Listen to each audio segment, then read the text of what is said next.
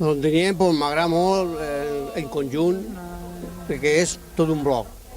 No n'hi ha individualisme. El públic és meravellós. Estem tots molt contents. De l'equip, de l'entrenador, de la directiva. Pues un 10, de 10 a 10, més no se pot ficar. Sí, com si fos un equip de primera divisió, vamos, la gent està molt contenta d'això. Igual que sigues titular, que sigui reserva, que ho fan tots igual de bé. Que és una meravella d'equipos. Que no es podem anar més. El 10, no sé si és 11, per l'entenem. Tot el conjunt, que són moltes les ganes que fiquen en el terreny de joc i són tota una harmonia i per això el bloc és el que va. El equipo que va todo a una, va todo, pero que ellos quieren quedar campeones y van por todas.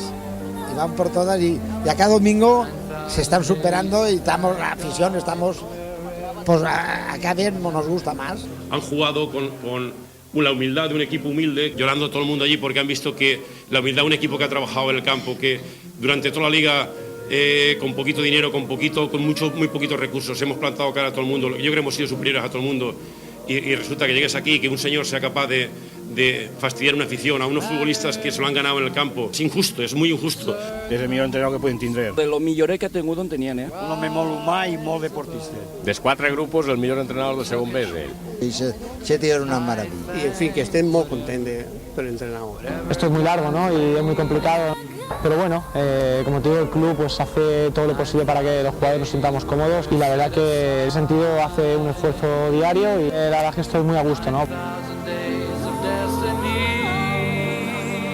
Hemos demostrado que tenemos la mejor afición y el mejor equipo de toda la segunda división B.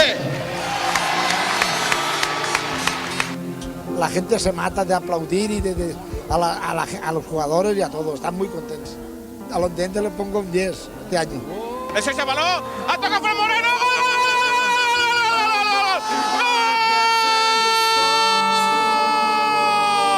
Ha marcat Ontinyent!